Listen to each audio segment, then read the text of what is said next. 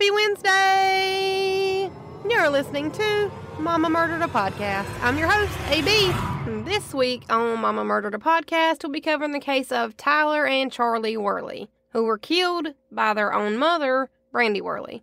And the reasoning that she gives for killing her own kids will blow your freaking mind. In more ways than one. Because in this 911 call, we'll hear these kids' mom tell the police that she did it in the most monotone voice that you've ever heard because her husband wanted a divorce. And it's chilling and dark, but that's what true crime is. So since we're all here for one thing and one thing only, let's get it. Jason Worley married his wife Brandi in August of 2009, and the two settled in Darlington, Indiana. Shout out to you, Tracy. Hey girl, hey. Jason thought that he had found the woman he'd spend the rest of his life with.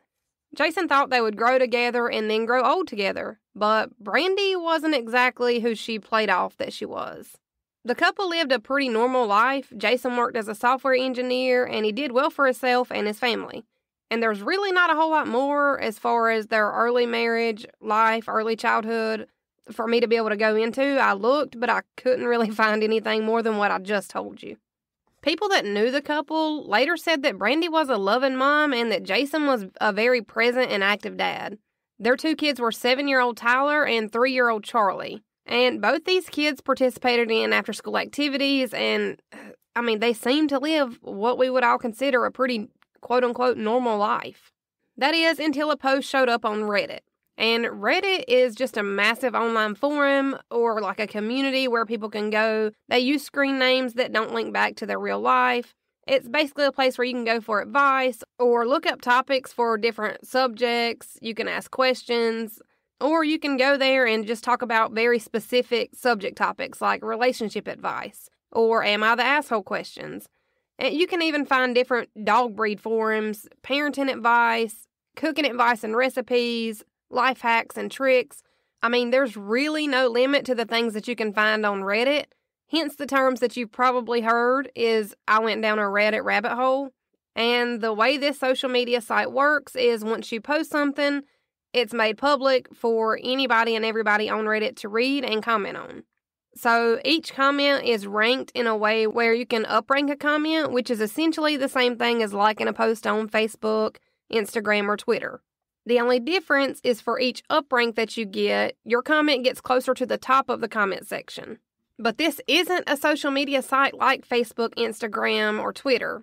You can't set your profile to private. You don't get friend requests. Whatever you post is made public for the entire Reddit atmosphere to see and to comment on. And as far as the upranking of the comments goes, basically, the person with the most upranks, or essentially the same thing as a like, their comment is going to be the first comment that you see. So it's not set up like Facebook or Instagram where the first person to comment is the first comment that you see, the second person to comment is the second comment you see, so on and so forth. That's not the way Reddit's set up. It's set up in a way where essentially the comment with the most likes is going to be the first one you see, and from there it'll be the second most likes or upranks, whatever, and so on and so forth. So I wanted to explain that because that's going to be important as far as some of the comments on this post go a little bit later. Because to everyone that knew Brandi and Jason Worley, it seemed kind of like their relationship was okay, their kids were okay, their life was okay. And it wasn't until a post showed up on Reddit that everything that neighbors, family, and friends thought they knew would be proved horribly wrong. So, one more thing that you need to know about Reddit before we get back into this case. I feel like I've been talking about Reddit forever, but at the beginning of some posts that you may see on Reddit, you may see something that says TLDR. This just means too long, didn't read. So, if you see TLDR, then you're going to see a shorter, kind of paraphrased section of what the entire post would be. So basically, if you don't feel like reading the entire post, but you still want to know what the question or advice is, you can read a summarized version instead. So this is important, I promise. I'm not just talking about this for no reason. So just remember that TLDR means too long, didn't read.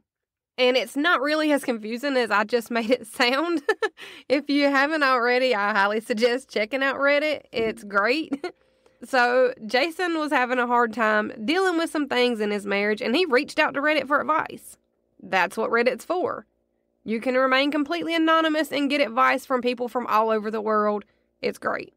Jason's username was Jason in Hell, and he posted in the relationship advice subforum, and his post subject line read, "I'm a 30-year-old male having a hard time coping with my wife, who's a 29-year-old female, having cheated on me with our neighbor, who's a 51-year-old male." End quote. And his TLDR version, or too long didn't read version, said, quote, "I caught my wife cheating on me over a year ago. I stayed with her for the sake of our children, but I haven't been able to get it off my mind since." End quote. And that's basically the gist of it, but the actual post goes into much more detail, so I'm going to read it in its entirety. And so that we can all better understand some of the background and the important details of this case. So the rest of the actual post in its entirety read, quote, "It's been 476 days since I confronted her about it. How do I know? Because every time I catch myself thinking about it, I tell myself, it's only been X days. Maybe you won't think about it tomorrow." So, to go back to the beginning, I had just taken on a new project and new responsibilities at work. I was working a lot of hours, 60 plus hours per week, and was noticeably stressed. It was May of 2015 that I noticed that she had added a password to her phone. When I confronted her about it, she told me it was because she was planning my Father's Day present and didn't want me to ruin the surprise. About a week later, she came to me and said that she felt guilty keeping a big secret from me, and told me that she was having our neighbor, a contractor, build a home office for me as my present. It struck me as odd, as in our 6 years together, she had never said she felt guilty about anything, and always insisted that she never regret anything in her life. Time goes on, and her phone is still password protected, and things don't feel right. I see her using her phone and smiling to herself more and more often. But when I ask her what she's doing, she says nothing and puts her phone away. So one morning, I wait for her to get in the shower, and I grab her phone before it requires the password. I go through her messages and find that she's texting the neighbor. The text message said, "I'm all covered in frosting. Want to lick it off?" There were no other messages to the neighbor, but I found out later that it was because she had set her phone up to delete messages after a certain amount of time. I felt uncomfortable with it, but I knew she had a perverted sense of humor, and I thought that she would never do anything to hurt me. More time goes by, and the neighbor is spending more and more time at our house, but the office is being completed slower and slower. I can't help but worry that something isn't right, so I start checking her location using Google Timeline. It was at that point that I realized that there were large gaps in her GPS history because she was turning off her phone's GPS. Fast forward to July, and at this point, the paranoia is driving me nuts. So I tell her that I need to install a new antivirus on her phone. While she had it unlocked for me, I installed an anti-theft software so that I can remotely turn the GPS back on and set up AT&T message backup in her store so I can read all of her text messages from that point on from my computer. The next day, my mother asked to spend time with my 2 kids, so my wife drops them off with her, and she has the day to herself. I watch my wife's activity from work as she spends the day trying to meet up with the neighbor, but is unsuccessful because he's busy with another job site. That night, we get the kids back from my mom's house, and we go to dinner with the neighbor, his girlfriend, and his son. My wife and his girlfriend are having a good time, drinking, laughing, and just joking around. His girlfriend mentions that she would like to see the new Magic Mike XXL. I say that it's a good idea, and that I'll watch the kids so that my wife and her can go.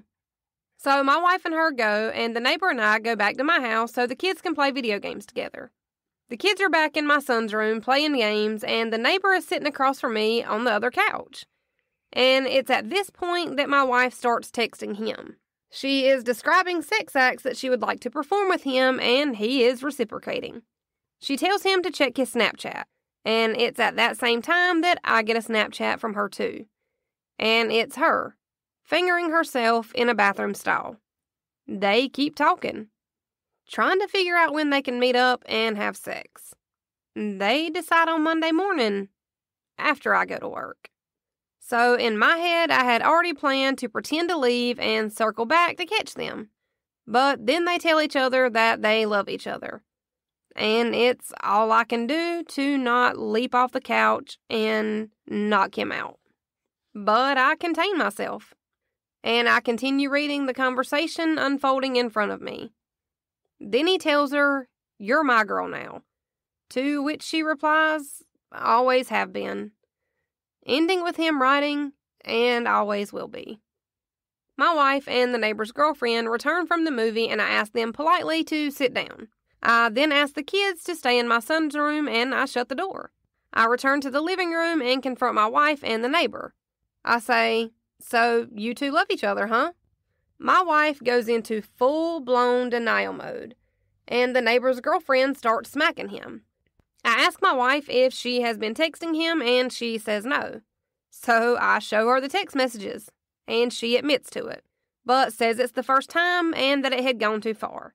I ask my wife if she sent him pictures. She says no, so I show her the pictures. She admits to it, but says that it was the first time. I ask her if she's having sex with him, and she says no. But because I didn't wait to catch them having sex together, I didn't have evidence to prove her wrong, so that one stayed unresolved. I tell her that I'm leaving her, and she says that she will make sure that I never see my kids again if I do. She planned on using the fact that I had attempted suicide in high school to prove me unfit to have my children. She continues to say that it's my fault for being so busy with work and stressed out, that she just wanted someone she could talk to. Then she gives me an ultimatum, to decide what I'm going to do, or she'll decide for me. The neighbor's girlfriends start defending the two of them, saying that it couldn't have been that serious if they weren't having sex, and that my wife and I are too perfect together to let this break us up. The neighbors go home, and my wife and I argue for the rest of the night about what we're going to do. We go to bed separately, not having resolved anything. We keep going back and forth on the subject all weekend and finally settle on we're going to separate temporarily while we figure out what we want. I was going to stay in the house and she was going to take the kids to her mom's house. That Monday I go to work and I get a text from her in the middle of a meeting with my bosses stating that she had explained things to our kids but that they were upset and that I needed to explain it to them also. I get home from work to find my kids crying. She had told them that Mommy had to move out because Dad was mad at her. When my son wanted to stay with me, she told him that he can't. My son put it together that if Mommy has to move out because I'm mad at her, that he must have to move out too because I must be mad at him too. My daughter was crying because my son was. I don't think she was old enough to understand what was happening. It was at that moment that I realized she was going to drag my kids through hell if I left her. So, I swallowed my feelings, and I begged her to stay. She agreed and insisted that I apologize to our neighbor since we were still going to have to hang out with them because our kids were good friends. I hate it, but I do it anyway. We still hang out with them from time to time, and they come to our various birthday and holiday parties. But I'd do anything for my kids. And I behave civil every time. Things die down for a while, but I still think about it constantly. I worry, how can I keep from making her so unhappy that she cheats on me again? Then, almost a year from the original incident, around Father's Day, again, she sends him pictures. Again. She claims it was an accident, that she meant to send them to me instead. I don't fully believe her, but I move on anyway. Things have been quiet on that front for about 4 months now, but I still think about it constantly. This is going to sound stupid, but I feel like I have a part of my brain that I just can't shut off. That's always thinking. I used to use that to solve programming problems. and it made me very good at my job. But ever since this incident, the only thing it thinks about is her and him, and if I did the right thing. My job performance has suffered, and I feel like I haven't gotten sleep in months. I'm afraid that after this much time and the fact that I begged her back, that to say that I want a divorce now would only make her more vindictive towards my children and I. I just feel like I put myself so deep in a hole that I can never get back out. I haven't really talked to anyone about this. I didn't want to talk to my mom about it because I felt like she would treat my wife differently, and I didn't need the two of them fighting any more than they already do. I tried talking to one friend about it, but his advice was to put my trust in God. But that's never been much solace for me, as I'm an atheist. So I have no clue what to do with my feelings, or how to move on from this. End of post. And even though I feel for Jason, not just because of what happens later, but because I know how it feels to be cheated on, and even though this was the only way for him to confirm what he had been suspecting, I still don't believe in tracking or snooping your spouse's phones. But I guess I only feel that way now because I've been in a healthy relationship for years and years now, and I feel differently about snooping and going through somebody else's phone. And I guess as I've gotten older and the longer I've been in a healthy relationship, I now feel like you probably shouldn't be with someone if you don't trust them. Trust is the foundation of any healthy relationship, and without it, you may as well throw the whole relationship out and walk away from it altogether. But I get it. Jason was trying to stick it out for his son Tyler and his daughter Charlie. And he even tried to salvage his marriage, even though this was eating at him every single minute of every single day. The original post that Jason and Hale made had well over 200 comments, and it seems like Jason read all of them. And there were multiple comments on Jason's original Reddit post, and some of the comments said things like, quote, "I cannot believe you stayed with her. I cannot believe you begged her to stay. I can't believe that you apologized to the neighbor." Another commenter said something more encouraging when they said, quote, "Seek legal advice. There's plenty online. I wouldn't stay with her. It sounds like she had a mental health issue." And other comments had other things to say that weren't so encouraging, like the one Reddit user who commented, "You have got to be absolutely kidding me. You stayed? After that shit? You stayed? Fucking baffling. No, dude, she cannot keep your kids from you. Get yourself a fucking lawyer and sort this shit out. It will suck because you married a fucking asshole, but then it'll be over and you'll be out." And other Reddit users urged Jason not to even mention wanting a divorce or separation until after his wife was already handed the papers and it was legally done through the court systems. One commenter wrote, "You are trying to navigate this alone and you should seek counsel ASAP. You should have done this months ago. Your wife's threats should hold no weight until you get a professional legal opinion on your exposure in a divorce.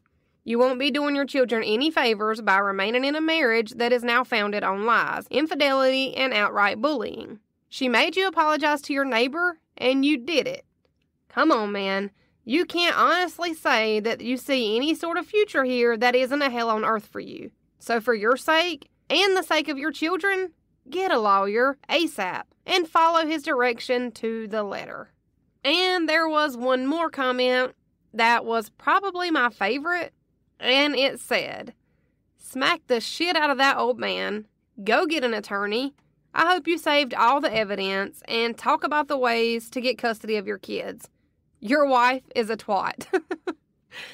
So it seems like people that didn't even know Jason could recognize that this wasn't a good situation and that there could be multiple different outcomes depending on how Jason decided to handle it from here on out. But it seems like Jason did take some of these comments to heart, and he did listen to the advice of complete strangers.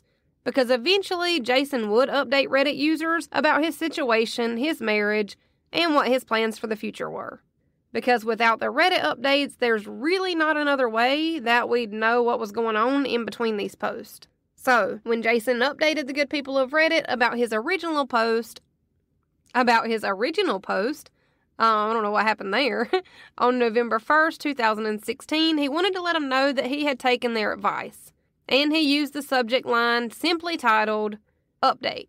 I'm taking your advice. Last time on Reddit. And he linked his original post for anyone new that hadn't seen the original post that I just read for you. And the second post went on to say, quote, instead of trying to fix something she doesn't want to fix, she has refused counseling several times in the past before this even happened. I'm going to get myself and my kids out.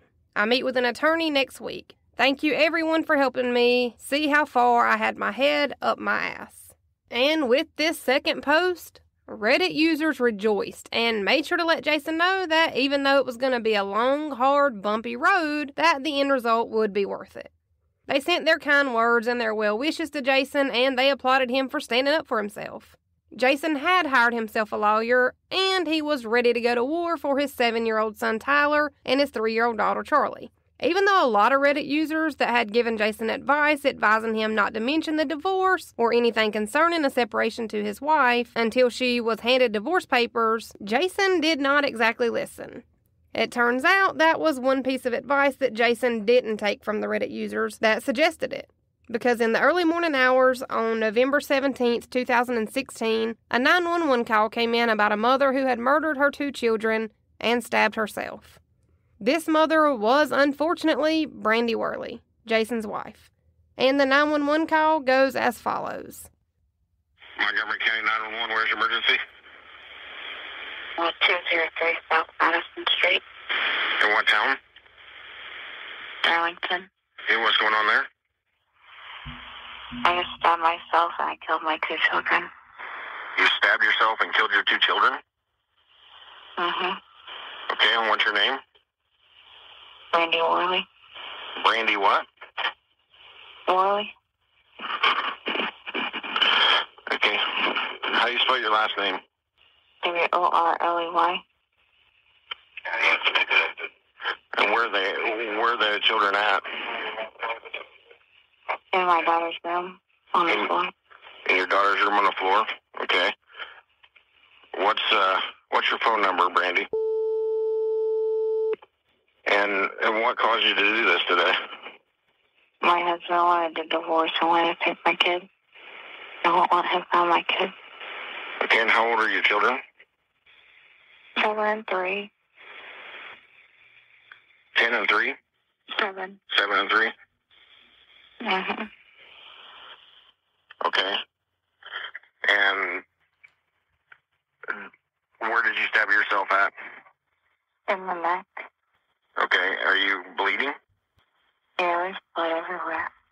Okay, and where are you at? In my living room. You're in your living room? Mm-hmm. Okay, and are you armed now with the knife still? No, it's in my children's room. Okay, are you still there? Hello? Yeah. Okay, where's your husband at? Downstairs somewhere. Okay, what's his condition? I don't know. I haven't talked to him. And when you say downstairs, is he in a basement or? Yeah. Okay, what's his name? Jason. Is what? Jason. Nathan? Jason. Jason? Jason Worley? Yeah. Okay. And do you have any other weapons with you? Yeah. No. No? Okay. And what are you feeling right now? I mean, you're tired? Are you, Yeah. I took a lot of Benadryl. You took a lot of Benadryl? Yeah. Okay. Is the front door unlocked? No, we don't use it. You know, you just use the back door? Yeah. Side. It's on the side. It's unlocked. Okay. And is there anyone else in the residence besides your children and you and your husband? I called my mom. You called your mom? What did she say? I hang up and call 911. And she'd be here in a second. What's your mom's name? Rosemary Zell. Can you spell that for me? The last name? No, I'm having a hard time. I have a hard time hearing you. What did you say your mom's name was? Rosemary Zell. Rosemary Odell? Zell. Zell, okay. Rosemary Zell, okay. Do you have a phone number for her? know that was really hard to listen to for a whole lot of reasons. But, as we all just heard in that 911 call, Brandi claims that she had taken lots of Benadryl, and that would kind of explain her calm tone and mannerisms, but that's not exactly the truth. After they did blood work and the test results came back, Brandi actually had a pretty normal dose of Benadryl in her system. So that leads me to believe that Benadryl wasn't the excuse for her cool, calm, and collective actions and her nonchalant demeanor. She just wasn't bothered by her actions and what she had just done. It's as simple as that. Because it did not seem to bother her in the least. Especially knowing now that she wasn't all doped up on Benadryl like she wanted the 911 dispatcher and other people to believe. It had only been 2 days before this, on November 15th, 2017, that Jason had let Brandi know that he did want a divorce. And Jason had no way of knowing that just by simply telling his wife that he wanted a divorce, that his entire life would be blown up in his face at no fault of his own. The simple telling of his wife that he wanted a divorce turned into a nightmare that nobody could have prepared him for. And then it was on November 16th, 2017, the day before the murders, when the family went to 3-year-old Charlie's dance recital. After the recital, Brandi told Jason that she needed to run to the Crawfordsville Walmart in Indiana to get some supplies for their oldest son, Tyler's school project. Supposedly, Brandi went to Walmart to get pipe cleaners, markers, poster board, like pretty normal school project shit. But that's not exactly what Brandi bought, though. She actually bought a K-bar combat knife, which would be the same kind of knife that she stabbed her literal children to death with. Brandi hid this combat knife in her son's room until she was ready to execute the murders of her own children. When Brandi got home from this trip from Walmart, she basically told Jason that he could sleep on the couch if he wanted to. But my thing is like, she's the one that cheated, so why should he be the one thrown out onto the couch? But that's none of my business, though. Instead of sleeping on the couch in the living room, though, Jason decided to sleep on an air mattress in the basement of their house. And as far as Brandi goes, instead of sleeping in her own bed like she normally would, Brandi waited until Jason went to bed, and she told both of the kids that they were going to have a fun, sleepover-style slumber party in 3-year-old Charlie's room. So now, instead of both the kids sleeping in their own beds and their own rooms, and instead of Brandi sleeping in her own bed and her own room, they're all three going to have a sleepover in little Charlie's room. And poor Jason, who didn't do anything to break up his marriage, is stuck sleeping alone in the basement. Which inevitably turns out to be the best place that he could have possibly chosen to sleep on this particular night. Which, now that I'm thinking about it, no, not really, because I don't think she would have done anything to him regardless. I think her goal was to hurt him, and that was basically it. So everybody lays down and gets ready for bed. And eventually the kids fall asleep, but Brandi doesn't. She instead waits until her kids are asleep and then stabs 7-year-old Tyler in the neck multiple times, literally until he died. And sadly, while she was right dead in the middle of stabbing her own son to death, her 3-year-old daughter Charlie woke up just from all the movement and commotion. So Charlie wakes up and she's trying to figure out what's going on. So when 3-year-old Charlie asks her mom Brandi what she's doing to her brother Tyler, Brandi just comforts this baby and tells her to go back to sleep, knowing full well what she's about to do to her. Mind you, while all of this is going on, Jason is still sleeping alone in the basement. When Charlie does go back to sleep after she had already stabbed Tyler to death, that's when Brandi starts in on 3-year-old Charlie. She stabs her in the neck also until she's no longer breathing. Brandi turns the K-bar combat knife on herself, and even though she was completely fine with stabbing both of her 2 young children multiple times in the neck until they died, she was only able to muster up stabbing herself once, and it was so superficial, it was ridiculous. And we know that Brandi called her mom before she even so much as bothered to call 911. We heard it in the 911 call. So I can only make the assumption here, but I would think that she called her mom first because she honestly did not care whether her kids lived or died, and life-saving measures were not at the top of her list. And while we're on the 911 call subject, I did not play the entire 911 call. It is ridiculously long, and there's a lot of, empty airspace. But it does seem like Brandi told her mom that she had just done something. Maybe not told her that she stabbed her kids, but enough for Brandi's mom to tell her to hang up and call 911. So she knew that something was wrong.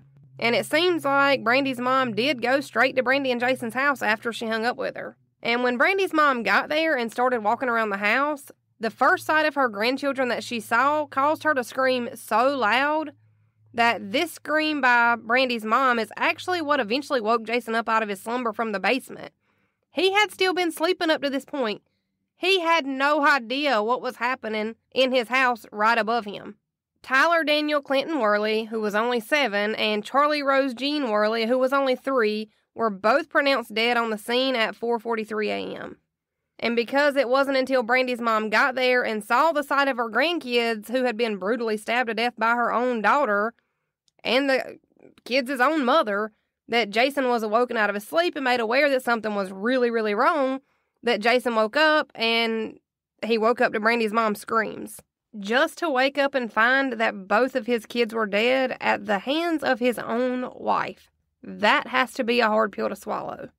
Something that always gives me chills, though, is if you go, you can Google it or YouTube it. It's really not hard to find. But if you listen closely to that 911 call, you can actually hear Brandi tell Jason when he finally does wake up and come up from the basement. She says, quote, "Now you can't take my kids from me."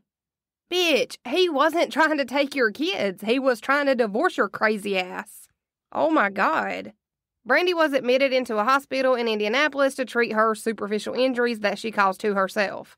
And something else that I just cannot seem to stop thinking about, and I thought about it the entire time I was researching this case, is that if Brandi knew that she wasn't going to sleep in her bed like she normally would, then why wouldn't she let Jason sleep in his own bed? If she was planning to sleep in the kids' room that night anyways, then what would it have mattered? Well, because she knew that she was going to kill both of her kids that night, and she knew that Jason would be less likely to hear the noises and the kids' cries or screams if he was in the basement. This is literally the definition of premeditated murder. It's premeditation so far that it's ridiculous. It drives me nuts. And like most things do nowadays, this case hit news outlets and social media outlets hard.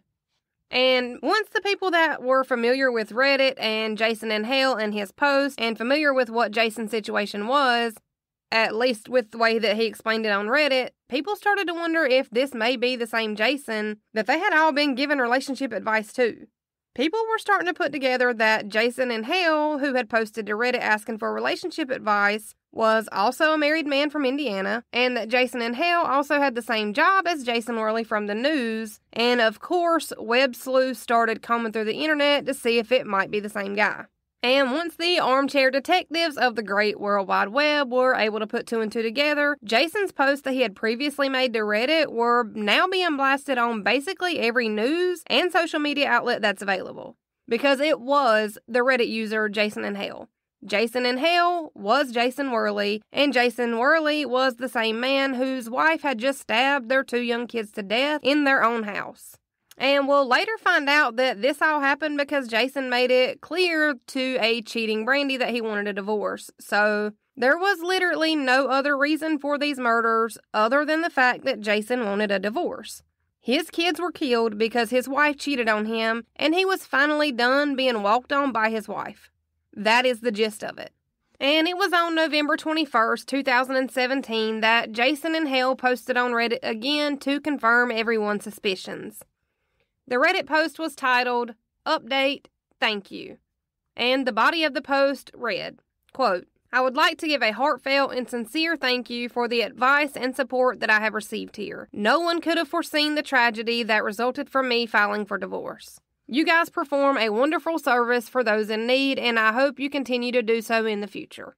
End of post.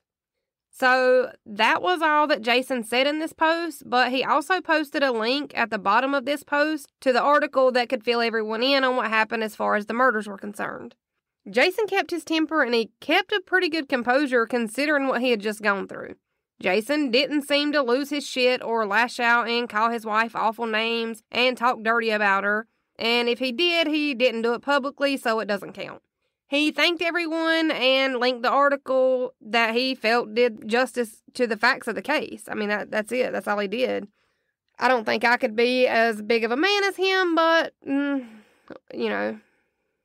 probably a lot of us wouldn't be. When Montgomery County Sheriff Mark Castile held a press conference, he addressed the public that was still in complete shock, saying, quote, "I can't believe the pain or the grief that these families are feeling. Please keep these families in your thoughts and prayers." Brandi Worley originally pled not guilty to 2 counts of felony murder. How? You tell me and we'll both know. Brandi had healed from her superficial wounds and, ding, ding, ding, you guessed it, she decided to go with the insanity defense. We all saw that coming. Luckily, though, after Brandi was forced to undergo a psychiatric evaluation and competency hearing, she would ultimately not have much else choice but to plead guilty, after the psychiatrist determined that Brandi was actually perfectly sane. And after this, she went on to plead guilty to both counts of felony murder. So, in January of 2018, Brandi Worley pled guilty to both felony charges of murder. Brandi had actually still been healing from her self-inflicted wounds when the prosecutor filed the 2 felony murder charges originally. And according to Netline.com, Jason told the courts during Brandi's trial, quote, "She appeared to be just as unremorseful as she did in the 911 call. She spoke in a very matter-of-fact manner when describing her crime. It was heart-wrenching to hear her speak as she did. All I want and have ever wanted was to have her out of sight and out of mind so that I may move forward from this horror." This is what Jason said describing his ex-wife and her actions during her trial. And that was a lot nicer than I think what I would have said. But during her trial, Brandi Worley said nothing. She remained emotionless and silent during the entire court proceedings. Brandi's defense attorney, Mark Inman, claimed that Brandi was emotional during a few of their meetings, but then before trial, she became quiet and emotionless. Like, literally nobody cares. He claimed that this was Brandi's way of dealing with the trauma, even though this trauma was caused by her own hands. Come on now. Her attorney also stated that Brandi was still unsure as to why she did what she did, that she still doesn't have a good reason or excuse. Which, I guess you gotta give it to her there. At least she didn't come up with some really crappy reason for why she did it. She just keeps saying she doesn't have a good excuse. Which is true, there is no good excuse. And it was in May of 2018 that Brandi was sentenced to serve 55 years for the murder of Tyler Worley and 65 years for the murder of Charlie Worley. And I'm not sure why she got 10 more years for murdering Charlie more than she did for murdering Tyler, but I guess it doesn't matter, because Brandi will end up having to serve all 120 years in prison consecutively, which still isn't enough time in my opinion, but thank God for small miracles and the fact that I'm not a judge. And after Brandi's sentencing, Judge Harry Samas? Ooh, I probably butchered that. Well, Judge Harry, he addressed the courtroom and he said, quote, "Darkness is in the world, and it penetrates our minds and our heart." He ended this court proceeding by saying, quote, "Sometimes there is no explanation." And finally, in March of 2018, Jason finally got the divorce from his wife Brandi that he had so long been waiting for. The same divorce that caused her to murder both of her young kids in cold blood. There was a YouTuber by the name of Philip DeFranco that caused a little bit of a media uproar about this case, and in one of his videos, he said something that I don't think could have been said any better, even if somebody tried. Philip DeFranco said, quote, "2 innocent children were killed, their future stolen by the person that gave them life." And he ended this by saying, so much love was just ripped from Jason's life. And I've never heard anything more true in all of my life. Philip DeFranco also started a GoFundMe campaign where he encouraged people to donate to help cover the cost of the funeral expenses and the cost of living. The GoFundMe page went well over the $50,000 goal mark that it was set to, and that was just after a few weeks. A little bit about the kids. Tyler Worley was born on September 17th, 2009. He loved football, soccer, baseball, and basically any other sport that he could find and play. Tyler was in 1st grade and he hoped to follow in his dad's footsteps and work on computers when he grew up. He was a sweet little boy with big dreams that got taken from him by the one person that was supposed to protect him from anything evil in the world. Little Charlie Worley was born on September 26, 2013, and was your typical 3-year-old little girl. She loved to dance, and she loved to attend her local vacation Bible classes. Charlie was also enrolled in preschool programs in the area. Both Tyler and Charlie Worley were laid to rest at the Green Lawn Cemetery in Darlington, Indiana. Paid for greatly by the GoFundMe proceedings that was set up earlier by Philip DeFranco. Jason made sure to reach out to the public as far as the GoFundMe pages go to let them know not to mistake the GoFundMe page that Brandi's parents had set up for the GoFundMe page that Philip had set up. Jason told the public that Brandi's parents would most likely use any of the proceedings from those donations to help try to get Brandi appeals for her case. And even though Jason said that he wasn't a fan of taking donations and never thought that he would be in a situation where he needed to take donations, he did encourage people that wanted to donate to the GoFundMe page that Philip DeFranco had set up. After the divorce was finalized, Jason returned to Reddit in March 2017. And me reading this just now, I'm pretty sure I said 2018 earlier when I was talking about the courts. That was 2017. I'm almost positive. I think I typoed it. Jason returned to Reddit in March 2017 to post one more update for people that had tried to help him through his marital rough patch. His screen name was different this time, though. Instead of Jason in Hell, his new screen name was Jason in Code. And this post read, TLDR. Too long, didn't read. Quote, I'm doing better and I continue to get better every day. That was the TLDR version, or too long, didn't read. The rest of his post read, quote, the first thing that you may notice is that this is being posted from a different account. I deleted the Jason in Hell account in a knee-jerk reaction to seeing my Reddit post in the news. I guess the first question to answer is, how am I doing? And to that I would say I'm doing well. I have bad days, but I would like to think that that's to be expected. It's just as important that I or anyone going through something continue to use the support of friends or family as well as good coping skills.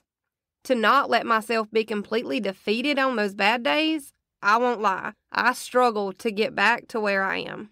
For some time, I refused to sleep because a combination of fear of what I would wake up to and the nightmares about that night, and for a time I used alcohol to sleep. But my family loved me enough to take it from me before it became a damaging, permanent habit. I was hospitalized because I did have thoughts of ending my life because I miss my children so much. And from that, I've learned that you should not be ashamed of your mental health. And not seeking treatment will only make it worse, not better. We've all heard it, but if you or a loved one is struggling, seek immediate assistance. Your life is too important to be thrown away in a moment of weakness. By putting off treatment, I only caused everything else in my life to suffer. I lost my job and became a recluse to the house. But don't worry, I've been back to work since December and I've nearly regained my former position and salary. And I'm good and require no assistance. The second question would be, how do I feel about the sentencing? This is something harder to answer, because no matter what the sentence, nothing will bring my beloved children back. Do I think she should have gotten the death penalty, which Indiana has? No, I don't. She wanted to die. And after 9 years of giving her what she wanted when she wanted it, I was not going to give her another thing. Do I think a life sentence will have any appreciable effect on her? I don't know. One thing she always stressed for the entire time that I knew her was that she lived her life without any regrets. Even after I caught her cheating on me, she continued to say that she had no regrets. As for the in-laws, they continue to be a problem to this day. Shortly after everything happened, they changed the locks on the home that I was renting from them, with all of my property still inside. After trying to civilly negotiate the return of my property, it was required that I involve law enforcement. This is an ongoing legal battle. A member of the family has accused me of stealing property that I had purchased from them prior to the death of my children, and then threatening to take legal action against me unless I paid double what I had already paid them. I alerted authorities, and as far as I know, that is resolved. They continue to make visiting my children's grave difficult. During the 1-year anniversary, they sat in their truck and watched me the whole time while I was sitting there at their graves. Because of that, I don't visit their graves as often as I'd like to. If I can impart on you something that I've learned through all of this, it is that you should take time to be with the ones that you love. It doesn't matter if they're asking you to read The Pokey Little Puppy for the millionth time, or asking you to play Smash Bros, even though you both know they'll wipe the floor with you every time. Just do it.